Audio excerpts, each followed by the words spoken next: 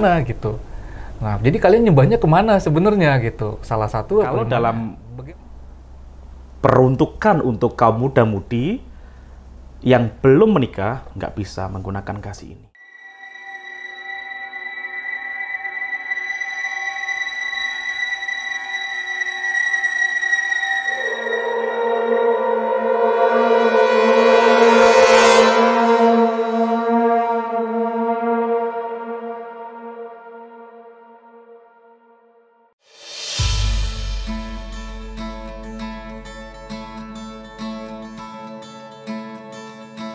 Halo Kaula Muda Baptis dimanapun kalian berada.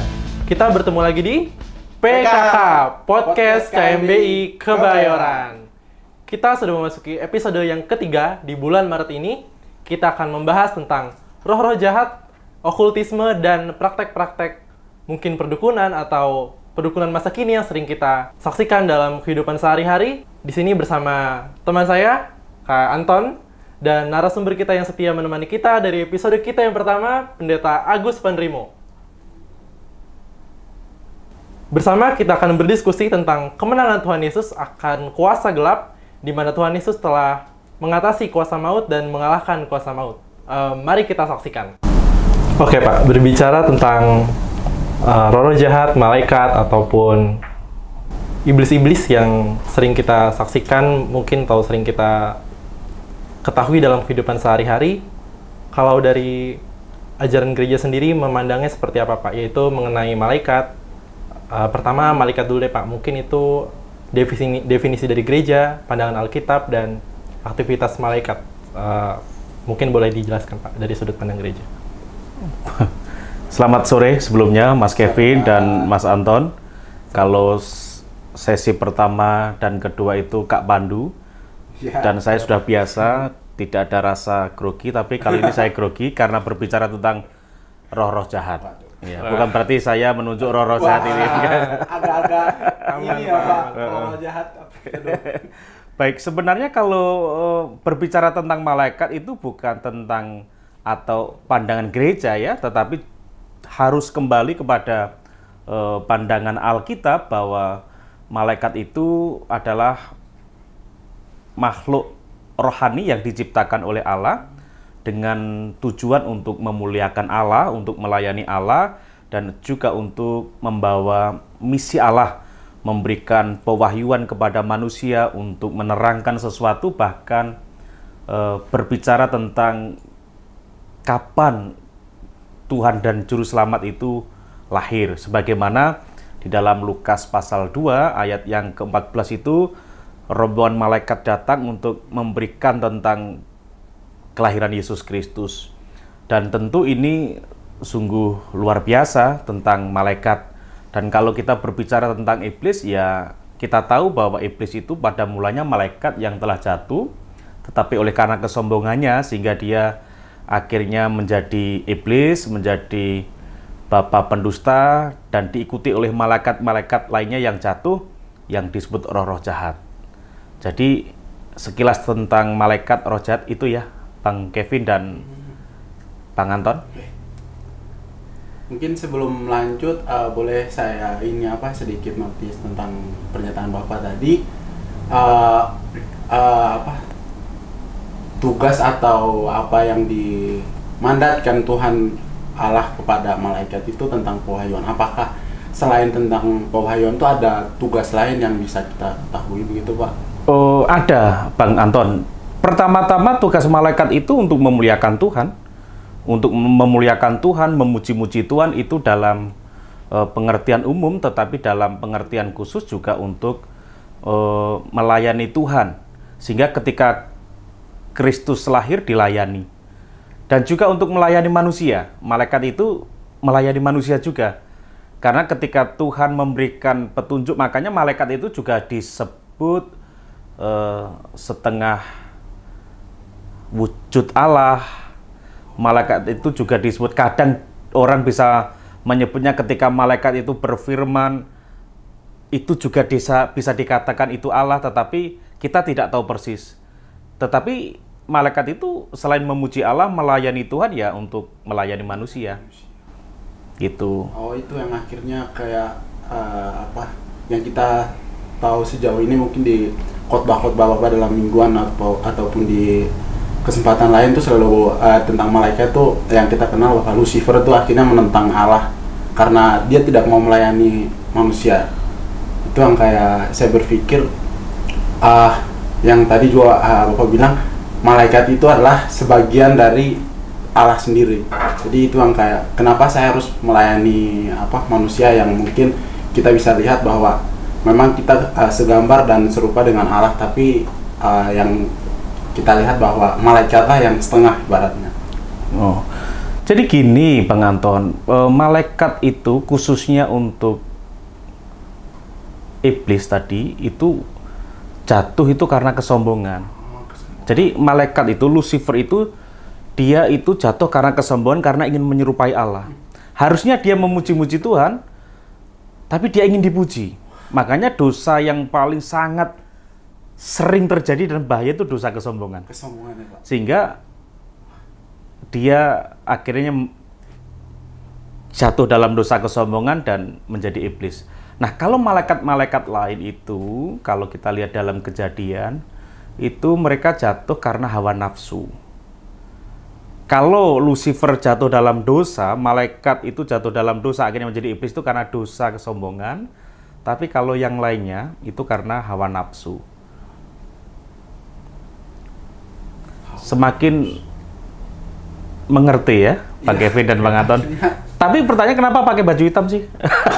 Apakah saya tadi baju itu Biar lebih menghayati Pak, kayak roh jahat kegelapan. Oh seperti gitu itu, ya. kan, Pak. Siap. Mau lanjut Kevin? Oke, baik Pak. Tadi sempat menarik yang tentang kejatuhan malaikat itu. Apakah saya pernah membaca gitu ya Pak, di kitab Yesaya 14 ayat 12, itu kan berbicara tentang sang bintang timur, sang fajar yang jatuh. Itu apakah itu merujuk pada Lucifer atau biasa di dunia barat dikenal dengan fallen angel, kejatuhan malaikat, apa itu merujuk pada Lucifer, Pak? Dan mengapa Tuhan mengizinkannya? Kalau merujuk pada Yesaya 14 ya, 42 ya? 14 ayat 12. 14 ayat 12 ya, itu memang kalau menurut saya, secara pandangan saya itu memang Lucifer, dan dia disebut sebagai penghulu kegelapan dunia. Begitu. Oke, baik. Baik Pak, tadi kan di pertanyaan sebelumnya kita sudah membahas tentang malaikat dan kejatuhan malaikat. Seperti yang kita tahu, malaikat itu kan identik dengan berbentuk roh ya Pak. Lalu apa yang membedakan roh malaikat dan manusia, dan apakah malaikat itu terdiri dari tubuh dan jiwa juga atau roh saja, dan apa yang membedakan dengan manusia? Seperti itu Pak. Baik, pertanyaan yang bagus ini Mas Kevin dan Mas Anton. Mas Anton ketawa-ketawa, yakin saya nggak bisa jawab gitu ya. Kayaknya Gitu belum ya. sampai saya Gitu Yakin ya. ya Pak. Begitu. Baik, saya akan berusaha untuk menjelaskan. Tadi saya menyampaikan bahwa malaikat itu adalah makhluk rohani yang diciptakan oleh Allah, kan gitu. Kalau menurut sudut pandang yang saya tahu berdasarkan Alkitab, bahwa selama ini malaikat itu tidak pernah memiliki tubuh. Meskipun dalam drama-drama Natal itu seakan-akan ada bentuk tubuh manusia gitu ya. Penampakan itu saya rasa itu hanya untuk menggambarkan bahwa itu malaikat.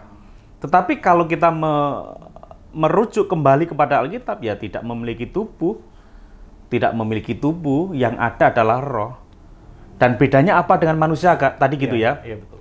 Ya, yang jelas beda Mas. Kalau manusia punya tubuh, punya jiwa, punya roh. Tubuh kita punya materi, malaikat tidak. Manusia punya jiwa, punya perasaan. Tapi malaikat tidak. Malaikat itu tidak punya perasaan loh. Kalau kita kan segambar dengan Allah itu punya perasaan pribadi. Dan malaikat hanya punya roh, tapi kita juga punya roh.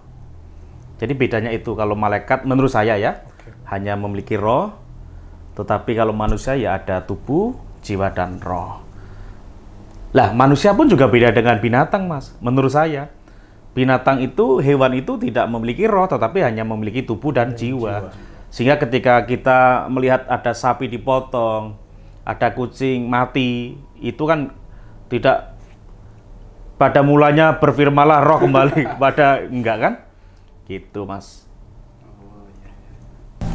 Baik Pak, tadi kan kita sudah membahas di pertanyaan sebelumnya yaitu roh-roh jahat. Tentunya mereka itu kan termasuk dalam alam roh ya Pak.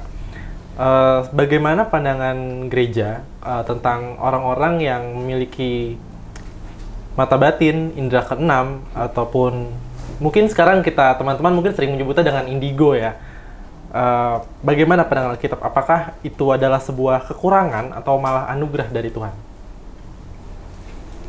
Kalau pandangan gereja, saya rasa berat untuk saya menjawab ya. Kala gereja itu luas, belum tentu pandangan saya sesuai dengan gereja A, gereja B. Tapi lebih tepatnya pandangan saya kali ya. Pandangan saya. Karena belum tentu pandangan saya sama dengan pandangan gereja baptis. Ya, gitu ya. Pandangan saya. Apakah itu anak yang indigo itu satu kekurangan atau justru kelebihan? Atau anugerahan gitu ya? Atau anugerah. Saya sampai saat ini belum pernah ketemu yang namanya anak indigo. Tetapi kalau membaca berita tentang hal-hal demikian, iya, banyak. Bahkan juga menurut saya akhirnya saya punya keyakinan bahwa anak indigo itu ya karunia Tuhan, anugerah Tuhan, bukan satu kekurangan. Cuma yang menjadi masalah setelah ada anak atau orang indigo itu punya karunia-karunia itu disalahgunakan, dimanfaatkan untuk dijadikan seperti tokoh sentral yang melupakan Tuhan dan pada akhirnya fokusnya kepada orang itu. Contoh, nanti siapa ya presidennya Indonesia? Tanya ke anak indigo, betul ya? Nanti kejadian tahun 2030 itu seperti apa ya? Tanya kepada anak indigo. Bahkan nanti tahun 2024 ini artis siapa yang meninggal ya tanya anak indigo kan itu. Jadi sebenarnya sesuatu yang baik, tetapi oleh karena orang fokusnya kepada dia dan pada akhirnya secara tidak langsung meninggalkan Allah, ini yang menjadi persoalan. Satu, orang yang menganggap anak indigo itu segala-galanya sehingga itu menduakan hati Tuhan. Yang kedua juga membawa sesuatu yang buruk kepada anak indigo. Pada akhirnya karena dielulukan oleh orang banyak, anak indigo itu seperti, wah, saya ini hebat ya. Orang datang kepada saya, mencari tahu tentang dunia, ingin orang diramal dan sebagainya, kan gitu ya. Mungkin itu jawaban saya. Baik Pak. Terima kasih. Mungkin dari Kak Anton mungkin ada pengalaman di kehidupan sehari-hari bertemu dengan mungkin teman-teman ataupun dia di lingkungan sehari-hari yang termasuk ke dalam anak indigo atau memiliki mata batin. Jujur kalau di kehidupan saya sendiri itu sangat bersinggungan sih Pak. Itu di teman dekat saya ataupun di saudara jauh itu ada Pak yang seperti ini. Dan itu perkataan mereka itu benar dengan yang saya pikirkan saat itu gitu loh. Jadi saya berpikiran oh ya mungkin ini dari Tuhan ya. Tapi selagi mereka tidak menyekutukan Allah dan membuka praktek yang menguntungkan diri sendiri, itu menurut saya sih tidak masalah ya Pak. Bagaimana tentang Kak Anton? Mungkin ada di kehidupan sehari-hari pernah bersinggungan dengan hal seperti ini? Mungkin kalau saya sewaktu SMA dulu pernah punya teman, maksudnya di luar sekolah, tapi dia udah dewasa. Ketika kita main di satu tempat gitu ya, dulu ya biasanya kita ngomong tuh ya tempat nongkrong lah. Nah di situ ada satu bukan sosok teman saya ini, dia mengaku gitu kayak dia bisa melihat roh-roh jahat itu, maksudnya dia bisa berbicara, yang seperti Pak Pendeta bilang bisa memprediksi mungkin beberapa hari kemudian nanti terjadi sesuatu ataupun nanti hal-hal yang lain. Mungkin kayak Kevin bilang itu akhirnya kayak ya benar itu ada gitu. Cuman bagi saya tuh kayak karena saya percaya bahwa iman saya kepada Tuhan, kayak hal-hal seperti itu apa ini sih kayaknya enggak deh. Kayaknya saya enggak ada, karena tadi pandangan Pak Pendeta sendiri bilang di setiap orang kita pandangan sendiri-sendiri. Akhirnya saya memilih untuk kayak gini emang enggak ada gitu. dan kayak indigo, terus kayak yang bisa punya penglihatan lain-lain, itu tuh hanya kayak hanya pameran atau ketika kita untuk oh ini saya bisa loh melihat kayak gini, cuman sebatas itu aja sih mungkin pandangan saya tentang indigo gitu. Oke, baik. Dari Pak Pendeta untuk pertanyaan ini untuk bahasan ini apakah ada yang ingin ditambahkan? Jadi ada orang yang mengaku tahu tentang masa depan, gitu ya, tahu ya? Betul ya tadi ya? Iya. Dari orang yang menurutnya indigo. Indigo ya. Ya. Tapi kalau ada orang yang sudah berkata demikian, itu jelas menyekutukan Tuhan. Iya sih, benar. Kenapa? Karena hanya Tuhan yang tahu tentang masa depan manusia. Kalau adik-adik teman-teman membuka Alkitab, tepatnya di dalam Yakobus 4 ayat 13 sampai 15, kalau Anton boleh membuka, di situ berbicara tentang tidak ada yang tahu tentang masa depan seseorang kecuali Tuhan itu sendiri. Silakan dibukakan. Yakobus.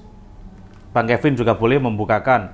Yakobus pasal yang keempat, ayat yang ke-13 sampai ayat yang ke-15.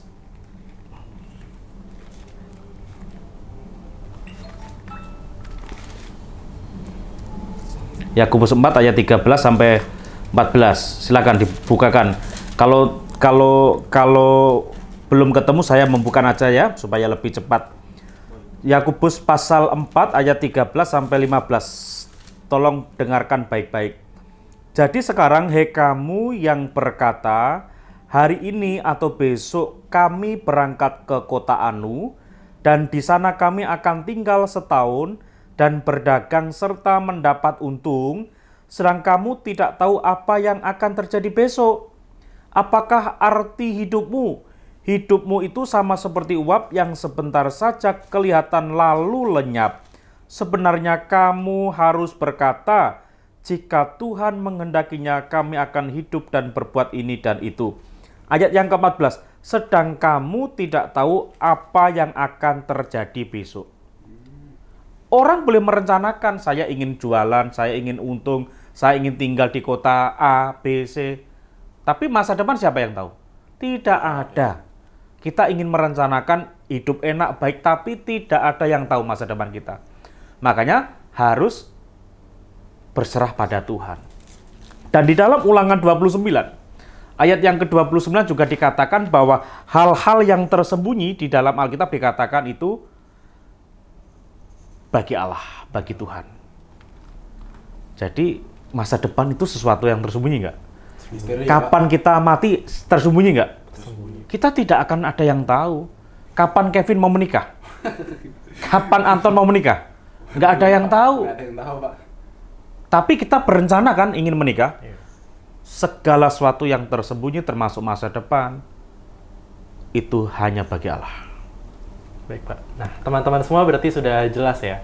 Hal-hal yang berhubungan dengan mata batin, indigo, atau ramalan akan masa depan, itu semua adalah milik Tuhan, rahasia Tuhan, dan bila ada yang mengklaim mengetahui hal seperti ini, ujilah itu dan bawalah kepada Tuhan.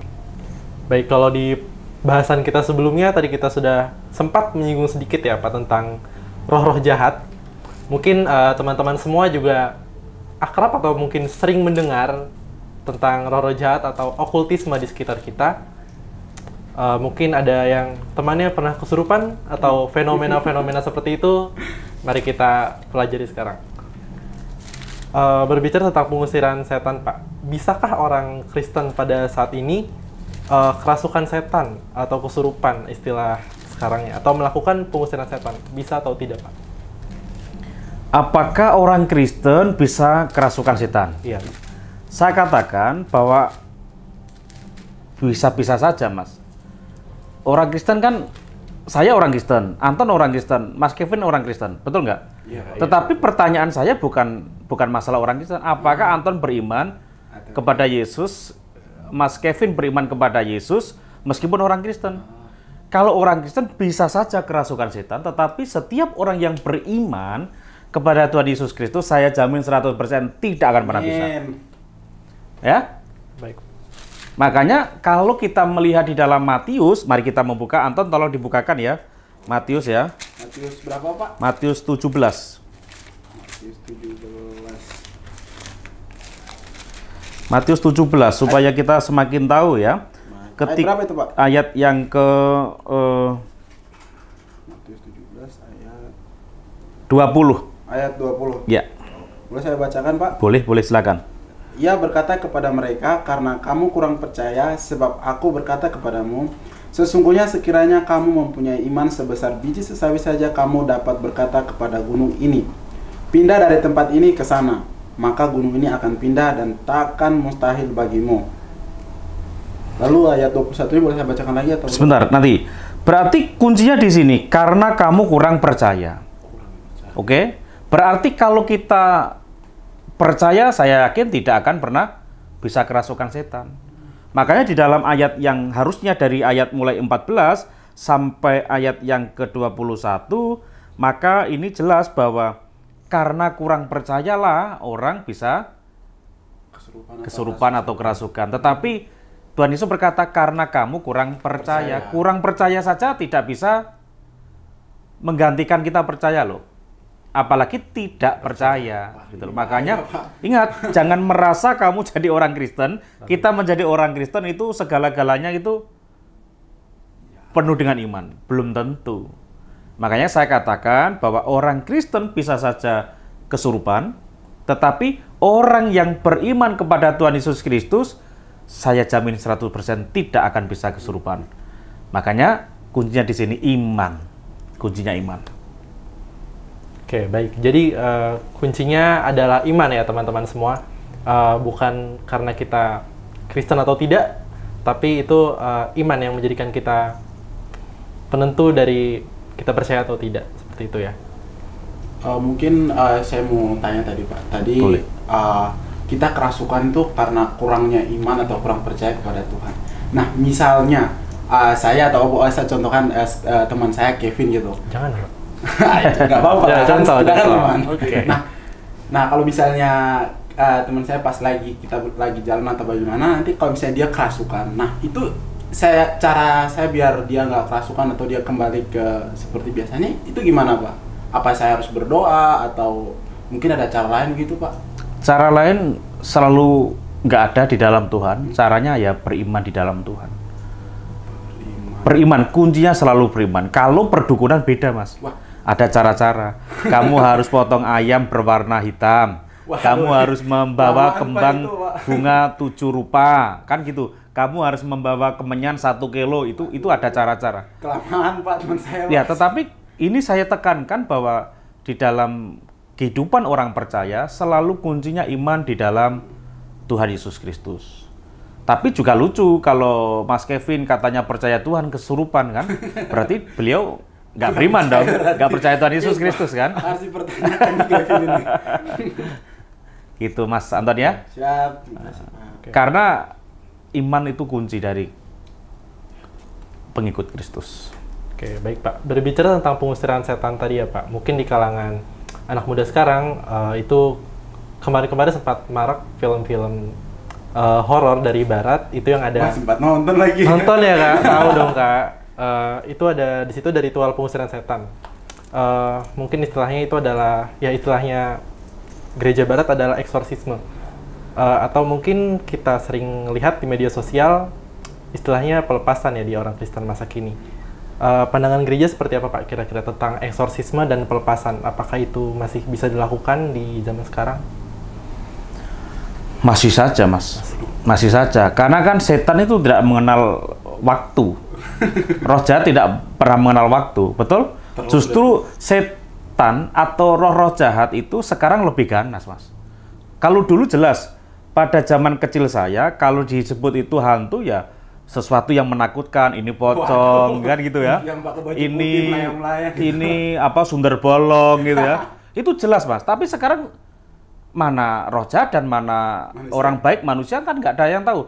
Bahkan orang yang berdasi, orang yang sekiranya kelihatan baik itu bisa disebut roh-roh jahat. Makanya sekarang itu yang gentayangan itu bukan sesuatu yang menakutkan, justru sesuatu yang menggairahkan. Itulah roh-roh jahat. Itulah hawa nafsu, itulah gangguan-gangguan untuk kita. Nah, apakah bisa dilakukan untuk pengusiran? Ya bisa. Bisa saja, Mas. Caranya Caranya gimana Pak? Caranya kalau kita berbicara tentang iman Kristen ya harus dengan satu iman. Iman kita didukung dengan faktor lain, misalkan dengan doa. Kamu percaya ya bahwa saya bisa mengusir setan ini, tapi kamu hanya iman. Tetapi iman itu juga harus didefinisikan, harus ditunjukkan melalui sikap kita. Makanya kembali dalam Matius, Mas Kevin dan Mas Anton, Matius 17 tadi, seperti ayat yang 17 tadi ya, Matius 17, ayat yang ke-21, kalau ibu saudara adik-adik juga membuka Matius 17, ayat 14 sampai ayat yang ke-21, maka di ayat yang terakhir, ayat 21 bisa menjawab, jenis ini tidak dapat diusir kecuali dengan berdoa dan puasa. Ini berarti menunjukkan bahwa yang merasuki itu sungguh-sungguh punya kuasa yang hebat. Kalau dari ayat-ayat ini jelas bahwa setan itu punya kekuatan yang besar. Tetapi kita orang percaya beriman kepada Tuhan Yesus Kristus juga harus meyakini bahwa Yesus Allah kita adalah maha kuasa, gitu loh. Setan berkuasa, tetapi Tuhan kita Yesus Kristus maha kuasa. Kuncinya di situ. Betul ya? Anak SD, SMP, SMA itu siswa. Tapi kalau kita yang sudah kuliah mahasiswa harusnya tidak seperti anak SD, SMP, SMA gitu loh maksud saya ya. Wah, ada nyerempet-nyerempet.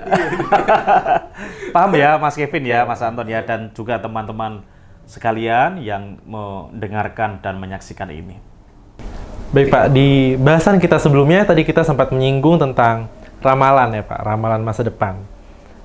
Sekarang mungkin saya ingin menggiring pembahasan kita ke contoh praktik kepercayaan terhadap kuasa selain Tuhan ya Pak, yaitu termasuk jimat atau sekarang kita mungkin akrab dengan istilah zodiak, sio ataupun tarot reading yang marak kita temukan di sosial media. Mungkin di sisi tradisionalnya ada saudara-saudara kita yang bersuku Jawa mungkin mengenal dengan pasaran Jawa atau primbon ya Pak, dan saudara-saudara kita dari etnis Tionghoa mungkin mengenal dengan feng shui atau ramalan sebagainya semacam itu. Sekarang bagaimana Pak pandangan Alkitab tentang ramalan-ramalan tersebut yang sudah dikemas terkhusus ya Pak di kalangan kita generasi muda yang sudah dikemas modern dan cukup sangat mudah Pak untuk mengaksesnya gitu ya Pak. Bagaimana Pak pandangan Alkitab tentang itu? Baik, dari awal saya sudah sampaikan bahwa ketika ada orang yang tadi bertemu dengan anak indigo, itu kan ingin tahu tentang masa depan. Nah, sesungguhnya ketika ada orang yang bertanya tentang masa depan, orang itu adalah tidak siap ketika nanti menghadapi segala sesuatu. Orang itu khawatir bagaimana hidupnya, sehingga ia datang kepada anak indigo atau bisa ke perdukunan atau bisa dengan cara-cara kartu atau apa, yang jelas bagaimana supaya orang itu terhindar dari sesuatu yang buruk di masa yang akan datang gitu. Makanya tanya, nasib saya nanti seperti apa, kan begitu. Pak, weton saya ini setuwage gitu. Apa itu Pak? Orang itu nggak tahu ya. Ini tadi yang Mas Kevin katakan aja. Kalau setuwage ini kalau mau bekerja itu harus ke arah mana? Itu kan untuk supaya kita menghindari mara bahaya. Termasuk kita ingin belajar tentang masa depan. Nah, itulah yang disebut ramalan. Sementara ketika Mas Kevin menanyakan bagaimana pandangan Alkitab tentang ramalan, jelas di dalam Alkitab yang saya pelajari ini di dalam Imamat 19 ya, Imamat 19 ayat yang ke 26b. Coba dikatakan apa di situ? Janganlah kamu melakukan telaah atau ramalan. Janganlah kamu melakukan telaah atau ramalan. Ketika ada kata jangan, berarti sesuatu yang harus dihindari. Jangan dijauhi doang, harus benar-benar dihindari. Jangan sampai kita lakukan. Kalau itu dilakukan, itu berarti kita tidak menghormati Allah yang kudus. Karena ketika orang melakukan telaah atau ramalan, itu menajiskan diri, sehingga itu dibenci Tuhan. Makanya di dalam imamat selanjutnya, ayat selanjutnya dikatakan apa di dalam pasal yang ke-19 tadi, dari imamat 19 ayat yang ke-31 dikatakan apa untuk kita? Coba. Janganlah kamu berpaling kepada arwah atau kepada roh-roh peramal. Janganlah kamu mencari mereka dan dengan demikian menjadi najis karena mereka. Akulah Tuhan Allahmu. Artinya Tuhan tidak mau diduakan.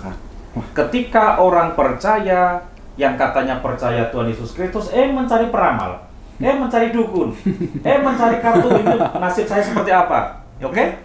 Itu sama saja menyekutukan Tuhan, dan itu menurut Tuhan itu membuat kita najis. Kita kan orang yang sudah dikuduskan Allah. Lalu mengapa masih mencari peramal, dukun, dan kita kembali najis gitu. Tuhan tidak mau anak-anak Tuhan melakukan demikian. Kalau Tuhan berkata jangan, ya jangan. Mungkin dari Kanton ada pertanyaan tentang bahasan ini? Tadi mungkin masih dari pertanyaan Kevin tadi, itu kan masih dari tentang peramal-peramal nih. Nah, yang sekarang mungkin dari pertanyaan Kevin tadi yang tentang zodiak itu gimana Pak? Yang tentang zodiak lah yang sekarang itu. Sama Mas. Sama aja Pak. Karena kan ilmu zodiak itu tentang ilmu perbintangan kan. Nanti kalau kelahirannya bulan ini zodiaknya apa gitu kan? Iya. Nah, itu nanti kan diramal. Zodiaknya misalkan Aries bulan ini kamu akan menghadapi apa gitu. Hindari makanan ini, hindari baju ini, kesukaan ini, dan kamu akan mendapatkan. Nah, ketika kita percaya akan hal itu pada akhirnya kita sudah tidak percaya sama Tuhan. Pada akhirnya kita akan terbawa untuk mengikuti apa yang tercatat di situ. Nah, ramal ini yang menciptakan siapa? Manusia dong. Nah, manusia itu siapa? Ciptaan Tuhan. Nah, kalau kita ini sudah menjadi ciptaan baru karena percaya sama Tuhan Yesus Kristus, ngapain percaya akan hal itu? Kalau orang lain, dunia di luar Kristen, di luar Kristus melakukan itu, silakan. Nah, tugas kita itu penting. Sebagai anak-anak Tuhan, makanya kita harus menjadi garam dan terang, memberitakan Injil, bercerita tentang siapa Yesus Kristus kepada mereka untuk kita menangkan. Makanya saya ajak untuk kaum muda Baptis Indonesia Kebayoran, kalau kita sudah menjadi anak-anak Tuhan yang dikuduskan, mengapa kita mau menajiskan diri untuk pergi ke peramal, untuk tanya tentang masa depan kita kepada zodiak dan lain sebagainya? Justru kita pergi kepada mereka untuk menceritakan bagaimana pengalaman hidup kita dikuduskan oleh Tuhan Yesus Kristus. Kiranya tetap semangat dan menjadi berkat. Gitu ya, Anton dan Kevin ya. Oke, baik Pak. Untuk pertanyaan ekstra nih mungkin Pak, dari saya masih ada yang mengganjal soalnya Pak. Ini agak seperti kita tahu, kita kan itu bangsa Indonesia yang multikultural ya Pak, multikultural, multibudaya, multi etnis seperti itu Pak. Ada budaya-budaya di sekitar kita yang mungkin agak bersinggungan ya dengan praktik okultisme ataupun yang bertentangan dengan Alkitab. Bagaimana menyikapi dan memilah mana budaya yang selaras, mana budaya yang bertentangan dengan Alkitab? Seperti itu Pak. Budaya itu tidak jelek. Tradisi itu tidak buruk. Tetapi untuk kita bisa membedakan tradisi ini baik atau tidak, kembali kepada firman Tuhan. Kalau misalnya dalam budaya orang Jawa atau Indonesia pada umumnya, klenik itu sesuatu yang tidak menjadi rahasia kan? Semuanya, atau apalagi orang Jawa, orang yang dekat dengan keraton, klenik itu pasti. Kalau kamu lahirnya tengah malam, kalau kamu ini lahirnya wetonnya ini tadi yang ditanyakan, maka kamu itu nanti kalau misalkan gede, kamu akan menjadi ini. Itu klenik. Bahkan untuk membangun rumah itu ada kliniknya, ada tata cara, ada tradisi-tradisi. Menghadap kemana gitu ya? Menghadap kemana supaya rezekimu lancar, kan gitu ya. Betul nggak? Iya. Itu terjadi. Nah, itu budaya. Kita tidak bisa menyalahkan mereka budaya, karena mereka memang sebelum kekristenan ada, budaya itu sudah ada. Tetapi tugas kita sebagai orang percaya, kita juga tidak serta-merta mengatakan budaya itu buruk. Ada sesuatu yang baik juga. tetapi standarnya patokannya adalah firman Allah. Jikalau bertentangan dengan firman Allah, kita tidak melakukan, jangan melakukan.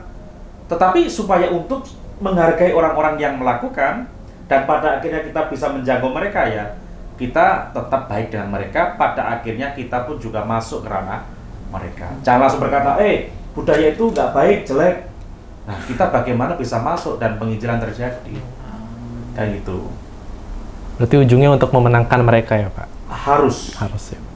Kita harus menjadi kesaksian yang hidup. Teman-teman semua, kita sudah berada di ujung dari pembahasan kita. Sebelumnya terima kasih untuk Bapak Pendeta Agus yang sudah bersedia kita beri asupan pertanyaan yang cukup berat ya Kak. Dan nambah ilmu juga. Iya, kita yakin dan percaya pembahasan ini bisa menjadi tuntunan bagi kita agar tetap berada di jalan yang lurus dan terarah kepada Tuhan. Di episode berikutnya, PKK akan membahas tentang peran perempuan dalam gereja baptis dan dalam pelayanan. Di bulan April yang mana adalah kita akan menyambut Hari Kartini. Saya Kevin Gunawan dan teman saya Anton Alwa dan narasumber kita yang sangat setia Agus Pandimo. Oke, Pak. Kami pamit undur diri. Sampai bertemu di episode PKK selanjutnya. God bless.